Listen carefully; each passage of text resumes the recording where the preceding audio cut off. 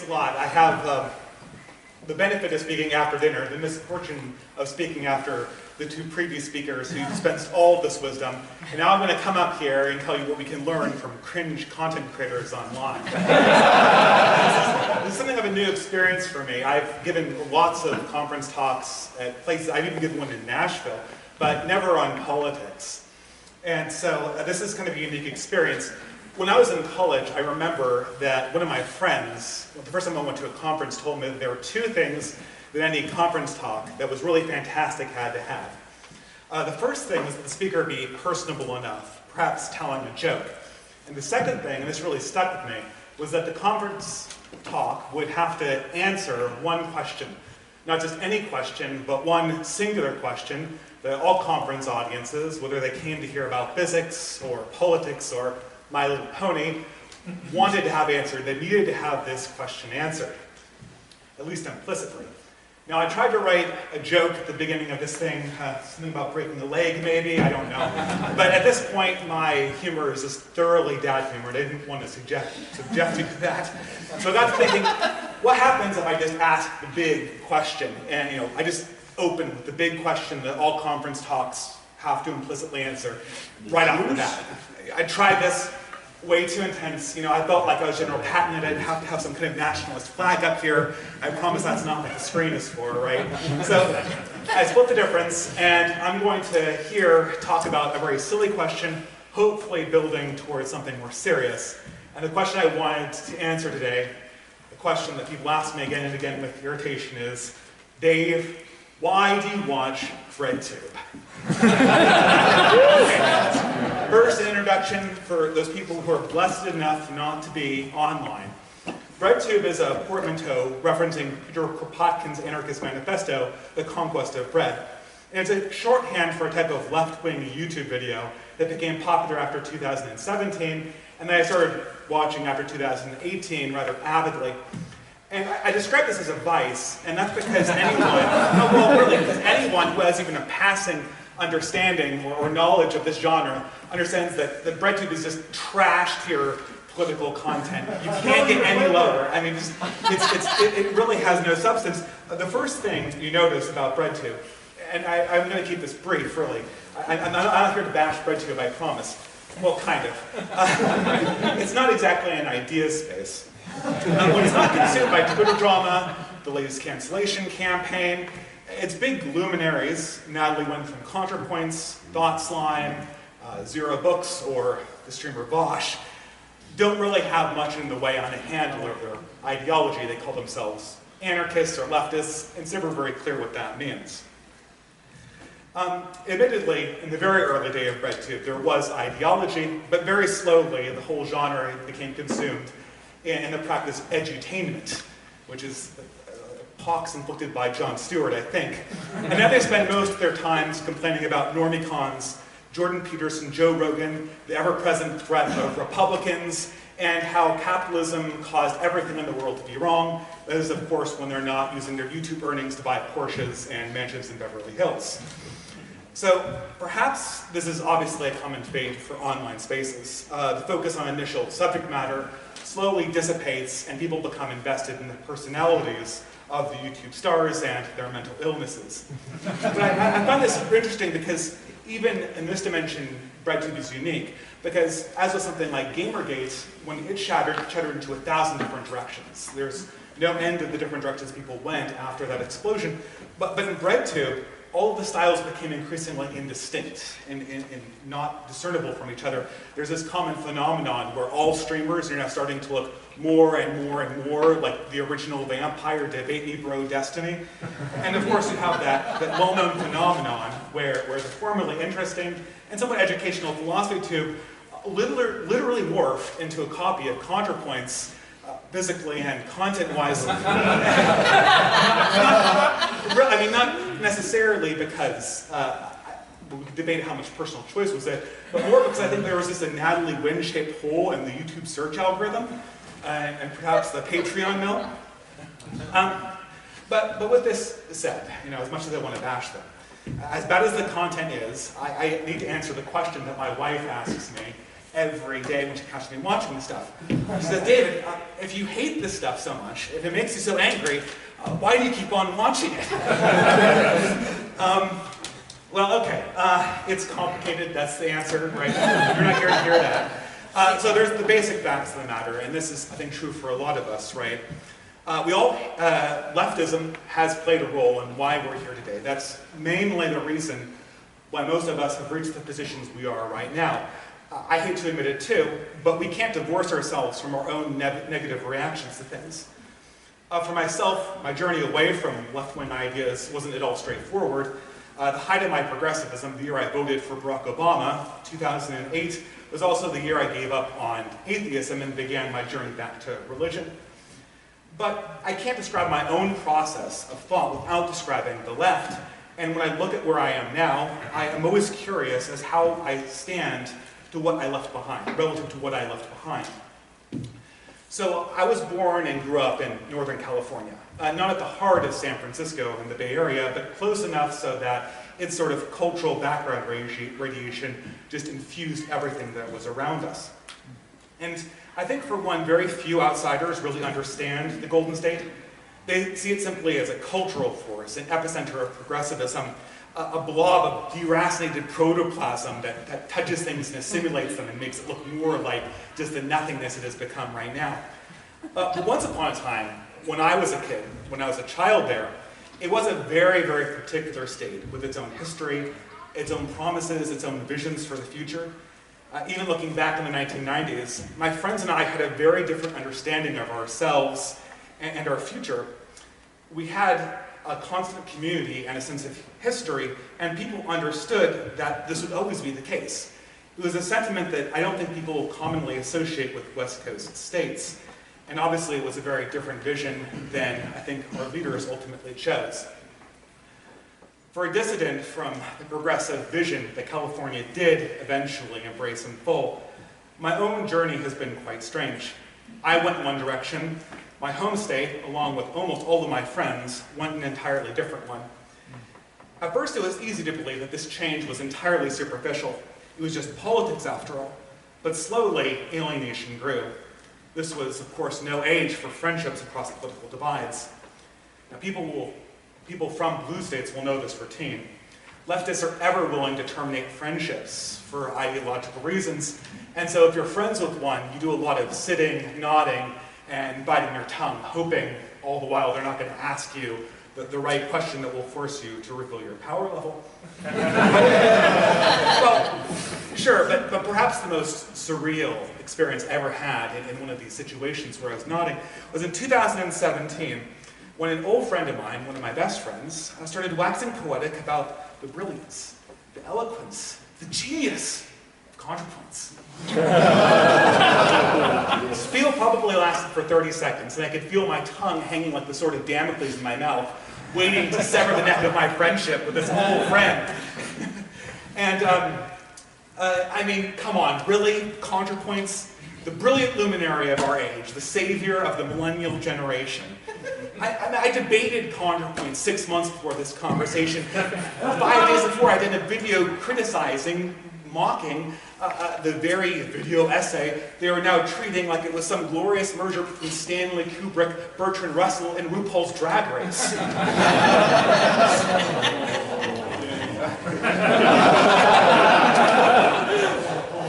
I remember leaving the conversation gobsmacked at how far of us each had traveled in opposite directions. Had it really been that long since college? Sorry, yes. I had to find my place.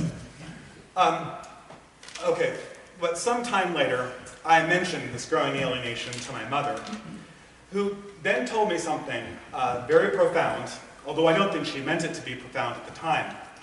And she said to me, David, you always need to remember that as much as you and your friends disagree about politics, you all want the same things. You're all working for the same beautiful future. And well, we're laughing, but I mean, this I think is profound. There's a lot of wisdom here, if not boomerish. But I found myself asking genuinely, is this actually true? Did we want the same thing? Were we all circling back towards the common end of history? To be fair, as a progressive in my youth, and even more recently, this insight couldn't be too far off. My past self certainly wasn't dreaming a subjugated humanity smashed flat in the name of equity. In fact, back in the day, progressivism itself had a kind of bokish charm to it. Hell, the culture of the 60s was drenched in that charm. That was the charm of Haight-Ashbury of San Francisco. All of the cultural elements of 1990s California were touched by that. I liked Birkenstocks and hemp clothing and the movie Easy Rider. And at the risk of getting kicked out of this conference, I'll confess here that still to this day, the Grateful Dead are one of my favorite bands. Is that a controversial opinion? I think they're good. But was the modern left really the same?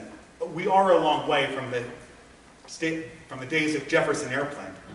The only surviving text from that era, I think that has any relevance and that's quoted by modern progressives, is John Lennon's Imagine, which for all of its idealism is simply a long list of things that won't exist after the revolution, which is to say doesn't have much of an imagination. And yes, that's the dad humor that I spared you from the beginning. What was the left's positive vision for humanity? What was the future that they yearned for? What was their aesthetic? Where were their luminaries leading them? And these questions brought me back to the source, to the internet, to BreadTube, to the content creators that my progressive friends applauded and enjoyed. This is perhaps a roundabout way of getting at the issue that might have been solved by a more brave conversation, but given how many friendships I've already lost, this was my best attempt. So this became the reason why I watched BreadTube. I was looking for something. I wanted to understand the new leftist dream. I wanted to know what strange country the progressive rabbit hole led to. And was it the same country I was traveling to? Again, the question was difficult. The qualities of left-wing texts generally are that they avoid any kind of substantive plans and instead prefer critique. Absolute critique, if you prefer. I suppose this isn't uncommon for YouTubers, and I can't criticize this tendency since I still to this day have never made a video on distributism. Still, I think that the media people consume is a good place to look for their aspirations. And I started at first with aesthetics, the look they presented. Now, I think this does work on a lot of other political movements. After all, aesthetics contain an aspirational dimension to them. You see what people want in the future. You can imagine the future that they're presenting. You can't divorce tie-dyed shirts and bandanas from the free love movement, and just think of what synthwave was to the 2017 alt-right. Kind of encapsulated what they want. Aesthetics implicitly impinge an attitude, and the choices say a lot. But did this really hold true for the modern left?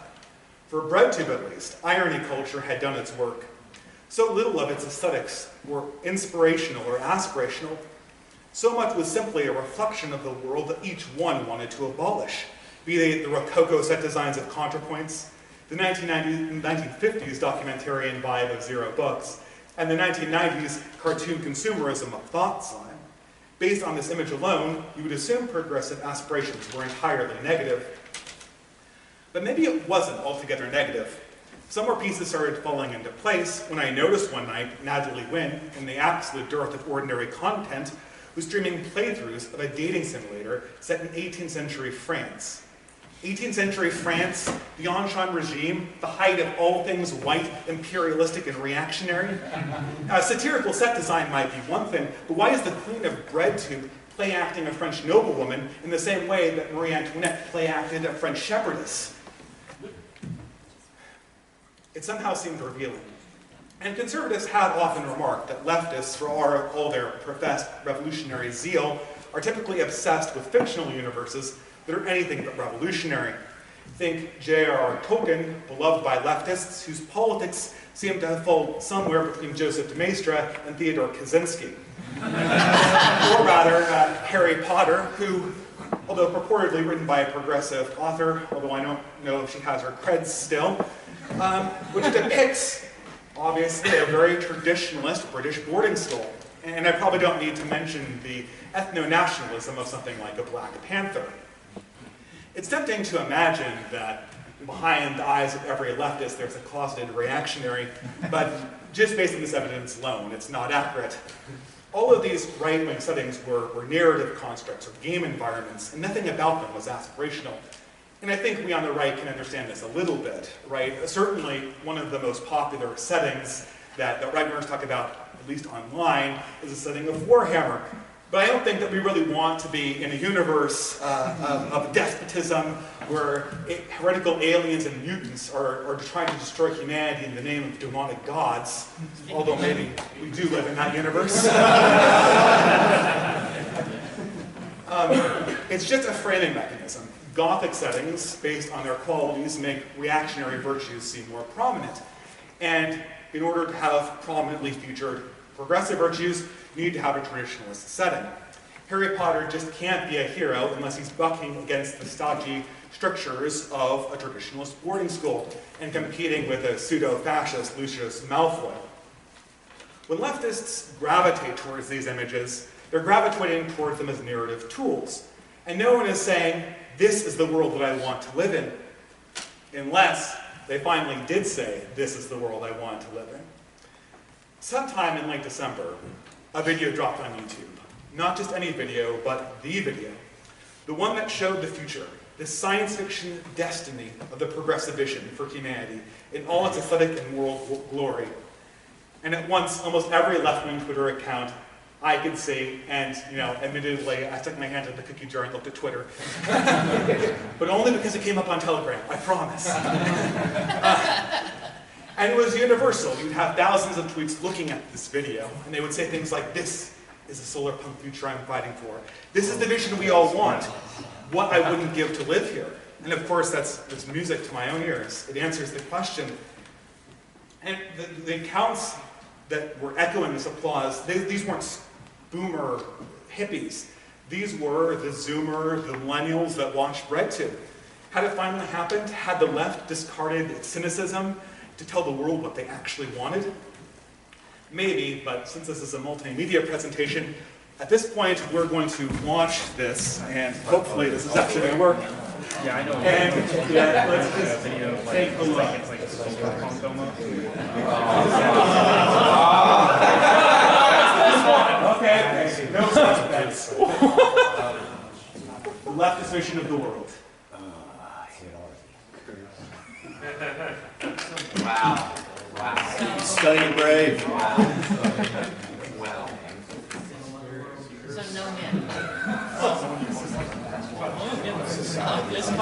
Well, it gets better, I think. Don't worry, guys, it's short. It's like 5 more seconds.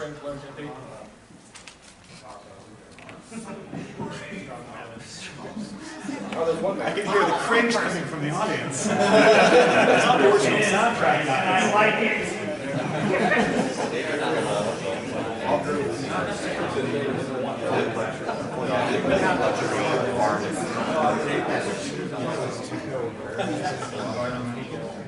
Yeah.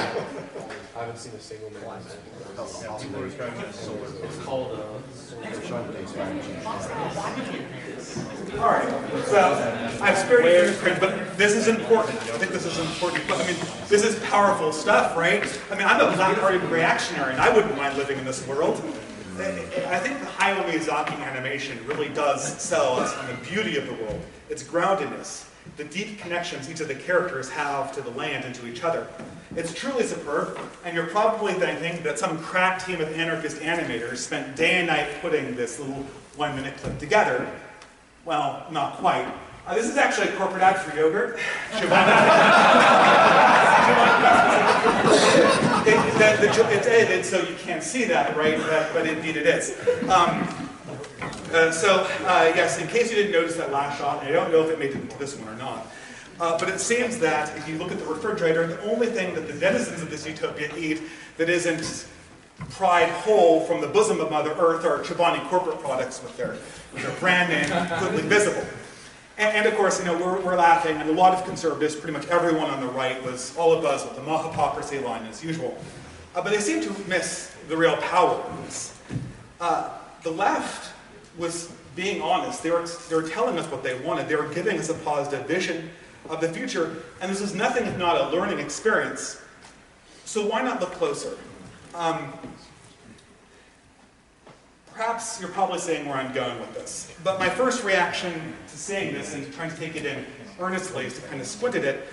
This might this solar punk future of pastoral human farmers be a little bit reactionary, dare I say? I think it was LP from the iHypocrite channel who pointed this out first. But why does the left-wing vision of utopia look so much like Amish life with more robots? And in fact, what makes this a left-wing vision altogether? Why do we know it's leftist? It's hard to say. The adjectives we might associate with this vision would be cozy, grounded, and human, words we don't often associate with the modern left. And despite the fact that this is called solar punk, there's nothing punk about it. The only elements that make this vision left-wing are certain details which also contain strange ambiguities. Now here we need to be fair. This isn't an engineering plan for the future, and it's inappropriate to dissect its technical feasibility. Nevertheless, there are narrative contradictions, aesthetic contradictions that reveal things about what makes this text attractive and what makes it leftist. And it seems for every answer or any unanswered question on screen, if one were to fill in the details, the community depicted would get a lot less cozy, a lot less real, or a lot less left-wing. Take, for instance, the space-age technology designed to look sustainable. Now, anyone here with a physics background would know that there's no way a flying school bus is going to use less energy than a normal school bus. And it's very unlikely that thousands of little robotic harvesters are going to be more efficient than a large harvester with a limited range of motion. I mean, also we could point out, is it really more green now that we're using artificial clouds to water plants as opposed to sprinkler systems? And were robotic scarecrows really a necessary step on our path to a low-energy future? But if one were to modify the scenario, replacing the space-age technology with modern technology, or perhaps worse yet, with 19th century farming equipment like plows and oxen, immediately we've transformed a left-wing vision into Middle America, or worse yet, the Amish. Now the vision seems fundamentally out of sync with what any person on BreadTube would want. A similar incongruity exists on the question of family life. The video is sure to focus on this, the relationships, long-lasting intergenerational bonds. It's clear that the child depicted has a stable home life. A mother, perhaps not a father, I should say, but maybe in this universe, children draw more stability from solar panels than they do from a two-parent home, so who might judge? But how far does this actually go? Do the adults in this community fully participate in the polymorphous perversity of our own age? Once the sun goes down on this pastoral paradise, does everyone in this community log into Pornhub, OnlyFans, and Tinder? Do the children of this community have to deal with their parents taking on a new sexual partner day in and day out? A new set of adult peers every week? It's more leftist to be sure, but it's also a lot less cozy. And now I also have to mention the elephant in the room, race. Not really my thing, but here it goes. Everyone knows that a big part of this reason why this thing is leftist is race, because if it had depicted white skin, braids, square jaws, and dirndls, it would immediately go from being a wet dream of leftists to being Nazi propaganda. Luckily, we're treated to a very, very diverse community, but there are problems. For those who understand genetics, wouldn't a deeply intergenerational community with no barriers to reproduction become a little bit more genetically normalized? Wouldn't the people of this community start looking like their own distinct ethnicity and less like a photo op from the United Colors of Benetton? I suppose people from the 90s get that. I suppose immigration could be one explanation. Perhaps a more progressive explanation might be in this futuristic universe. Adults choose their race just as modern progressives choose their gender, and are subsequently surgically altered to look the part. What we're seeing in this depicted utopia is less the emergence of a new ethnicity, and more just a bunch of individual fashion choices, which happen to correspond to the preferences of Chobani Incorporated's Human Resources Department. So for a few days, I toyed with this problem. For a few days I toyed with this problem, trying to fill in the details of this utopia, but it never seemed to be right. No matter how much technological explanation I added in, what resulted from any speculation was either not properly real or not properly left-wing. And then a very obvious revelation hit me. If this world were real, it simply could not be leftist by definition. There were no circumstances of fact that could make a left-winger want to live in this space. Because even if this world of pansexual, post-racial peasants could be built, it would immediately be deconstructed by the very progressives who demanded it exist in the first place. Now, to be clear, this is not to say that the left's desire is insincere. It's not that I think that the left doesn't want to experience this vision. They genuinely want to have this future, just as I think Chobani Incorporated genuinely wants to build it for them. But we make a mistake in assuming what they want from this future. Because the world of the video we just saw was not designed to be lived in. It was designed to be simulated. And here I think we might have the answer. The motivating aesthetic for the left, the modern left, the key to their future is unreality. The left prefers worlds that cannot exist because any world that does exist would have limitations that would constrain an individual's will. As such, the second any future vision is modified to look plausible, it becomes alien to the left's desires. Modern progressives want a world with no constraints, and since lived reality has constraints, such an ideal world could never exist. But here, of course, I say this ideal world could never exist only in the loosest sense, because this vision of the world will certainly exist as an element of virtual reality, as a cell in Mark Zuckerberg's metaverse, a never-ending video game where users have their narcissistic fantasies realized at the behest of elites too eager to exile surplus youth to a virtual reality prison.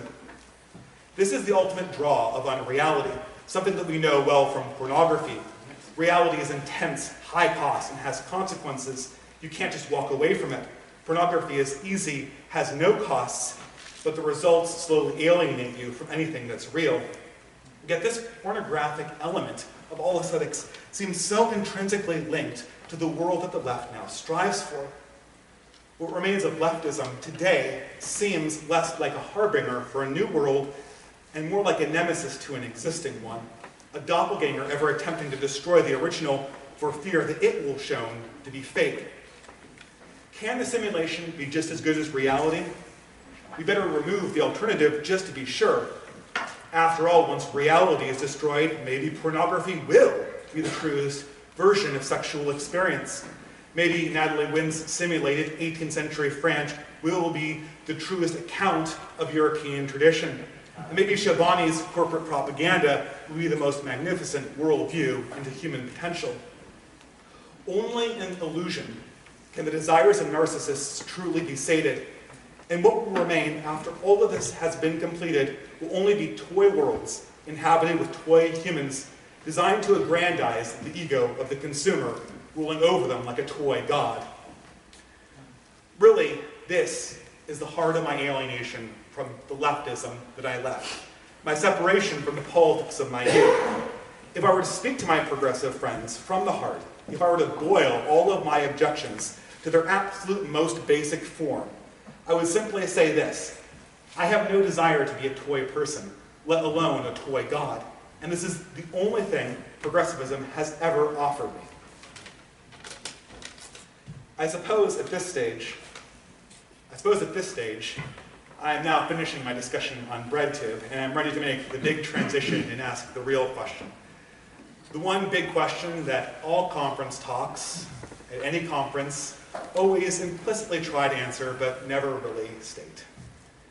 The question is, why are we here?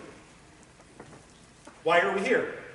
Why did I, why did you, why did any of us take time out of our day, money out of our constrained wallets, to travel great distances to be here to talk to each other?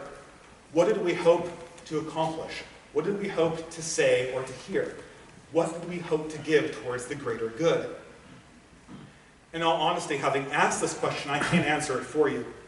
Everyone will have their own reasons for being here, and most of the time, if this conference is really good, you'll find the real reason for being here in the place you least expected it. But because I brought up the question, let me tell you my own reasons for being here for what it's worth. Now, in some superficial sense, I'm here because people asked me to give a talk. But on a deeper level, I'm really here not so much to talk as to listen. We're entering a new and amazingly chaotic age, sooner than I ever thought we would. And I have questions. I have questions I think we can answer together. The theme of this conference is navigating the ruins. This is a timely subject.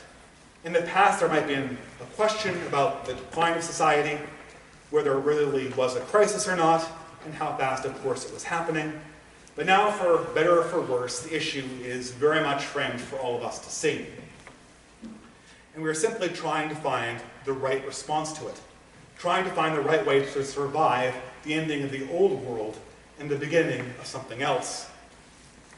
Of course, there are many different learnings that need to be taken on board at these times, but for myself, the most critical issue is how we properly confront the spirit of the age and find a proper dialectic vision.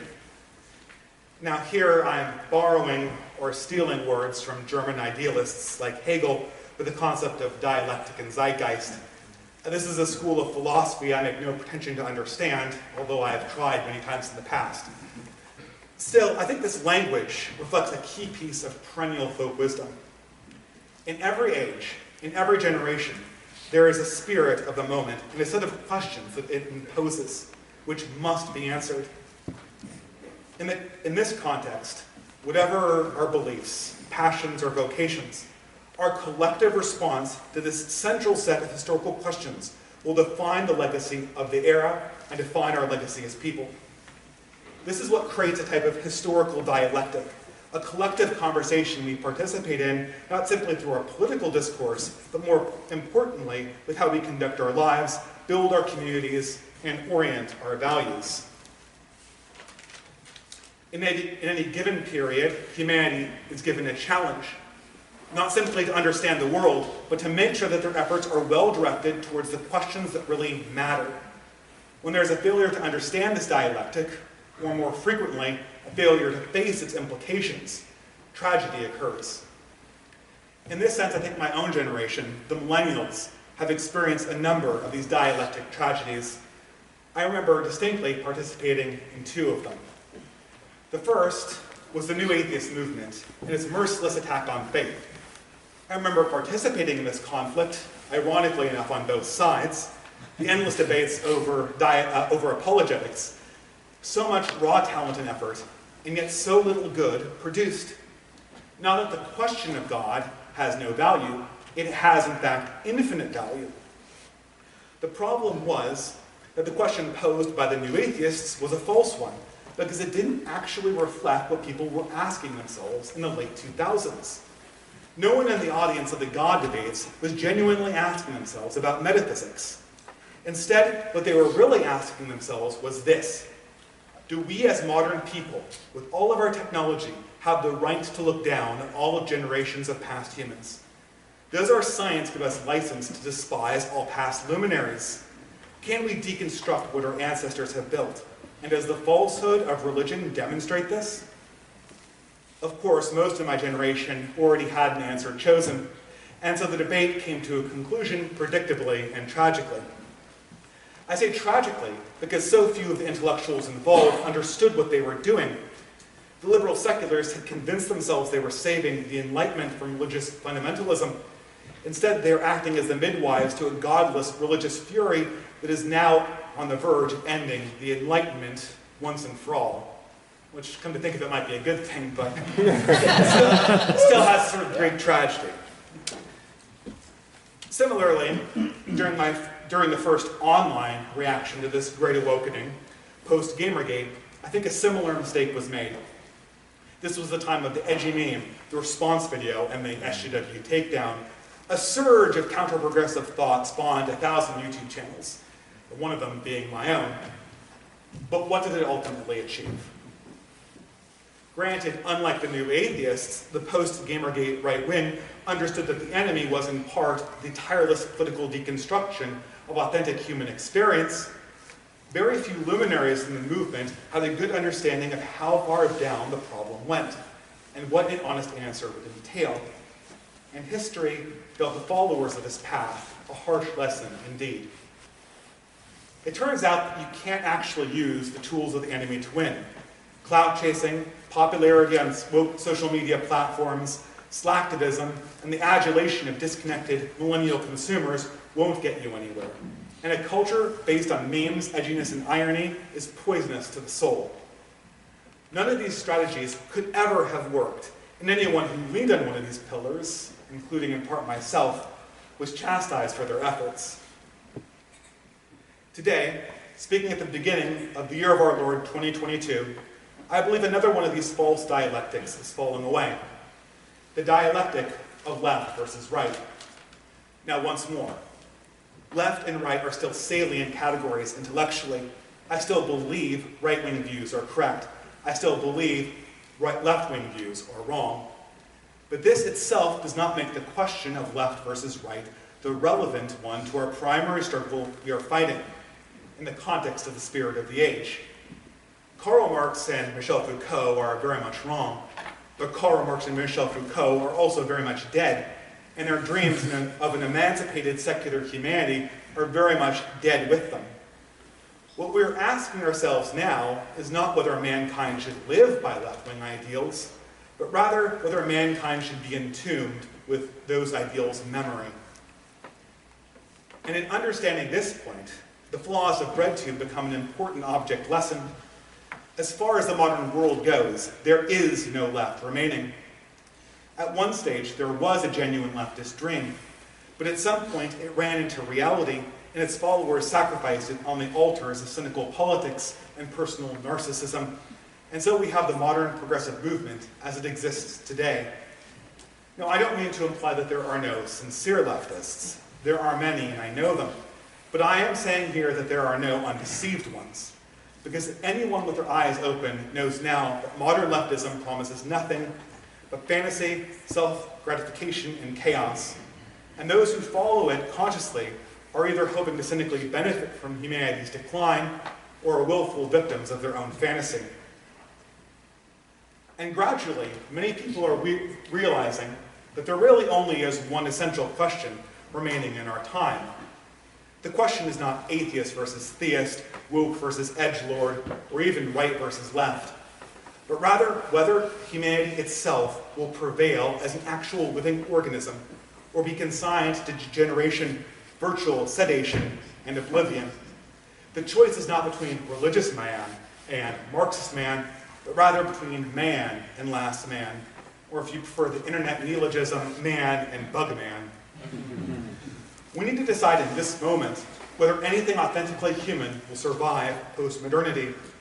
And to this end, all principles must be applied. This is what forms the backbone of Carl Schmitt's friend-enemy distinction.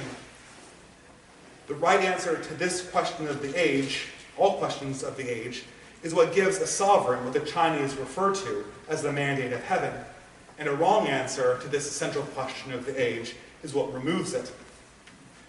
We see the consequences of this question everywhere, in the slow-motion disasters advancing every day, the decline of the human family, the mass deterioration of culture and health, and the disintegration of our economic and political order. Does man want to survive? Can we break the pattern of history and our political order? Can we break from the strictures of a technologically obsessed society? Can we afford not to? Can we keep living like this? This is how right-wing ideas obtain their relevance in the modern age, not from popularity, but from necessity. After all, right-wing principles are, by their definition, hard. They're hard to advocate, and they're harder to live. But we advance these ideas anyway because they are necessary to answer the challenges of our time. We need these principles to state definitively that meaning is greater than pleasure, that human life is worth more than technological simulacrum, and that civilization should be oriented to defend the two most eternal political imperatives, mankind's survival and mankind's relationship with God. The path before us is stark. I don't need to repeat the litany. We all see the writing on the wall. But there is hope, and strangely, a lot of opportunities. First, for those of us on the right, we have an incredible epistemic head start on our opponents. The left today is farcically unaware of its own nature and the nature of the world around it. And this obliviousness is not limited to the activist class. Progressive leaders are honest with themselves, about how the world has changed and what they're able to achieve in it. If nothing else, the trucker protest. And for all the soaring apocalyptic rhetoric from our good friends at the World Economic Forum, all of it ultimately just boils down to boomer code.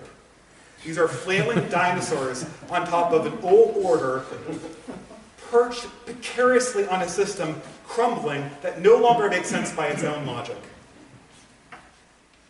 I can sense these days, many people can, not just on the right, that there is a hunger for a new world. You can see it everywhere you look. From populist uprisings like the one in Ottawa this last week, to the pining pessimism of the Zoomer generation, to the constant refrain that modern culture and entertainment are trite and ultimately soulless. People want a dream, and not just a fantasy. They want something that can inspire authentic human existence. For almost 100 years now, the progressive movement has had a total monopoly on dreams, on aspirations. And these dreams have now perished. Humanity's choice either remains suicide or something different. And for people who scoff at the meaningfulness of this stark choice, people will choose suicide in want of a vision. We see this every day when we doom scroll through the news. A new dream is needed. Without it, popular protests are just a collection of peasants, easily dispersed. Without it, any new national government is just a transitory power that will be wiped away by the winds of change. Without it, a world of nations and peoples are just interchangeable blobs, demographic groups that can be moved around, working at cross purposes and ready to fall prey to those who are cynical and evil. And this is where I see the importance of us being here tonight. I'm a video essayist. I'm a video essayist, not a YouTuber. Well, I guess I still am on YouTube. I'm a video essayist as a passion project and not as a profession. I enjoy making videos, and I go to great lengths to make sure that they are honest. But something has always seemed dissonant. While I strive to live by my principles, I do live by a double life. And for all my talk of honest discourse, I don't really experience it. It still lives in the miasma of social media, of parasocial relations. And as such, it can never really aspire to be an element of a discourse that really matters. Real conversations, real connections, real friendships. These are the foundations of anything worthwhile men have ever built collectively. In part, I'm here today to deconstruct boundaries, the boundaries I have erected around my own thinking about politics and philosophy. Partially because I appreciate the dangers of not taking this step, a lesson that was taught to me by New Atheism, Gamergate, and of course, RedTube. Partially because I know that any authentic dialectic must be lived before it can be truly human and have true promise. This conference is one such moment where we might grapple with the real questions of our age and discover something new. Of course, I'm not here trying to shift the burden of some massive cultural rebirth onto this conference in particular. I don't think anyone has the true vision of the future in this age, and I'm not even so sure that such a new vision will emerge in my lifespan. As a matter of fact, just pessimistically speaking, I kind of believe that it's going to be the generation that follows ours. But I do think that whatever we do here is part of a larger pattern, a step in a necessary direction, because only a lack of hope stands in the way of humanity and its future thriving, and man was not an animal intended to remain in despondency and despair. I think here we need to give ourselves permission to look higher, to express what we earnestly want for ourselves, for our children, and for our descendants, to be unconstrained by what seems possible in the present political order. How would a future humanity live? What would inspire them? How would they plan for their descendants and honor their ancestors? These are the questions that can be answered now, because as dissident voices, we are capable of more than those mainstream thinkers who still bow before the desiccated husk of the fallen progressive God. We, fully facing the spirit of the age, we, knowing what we love and what we can fight for, we have the power to be radical.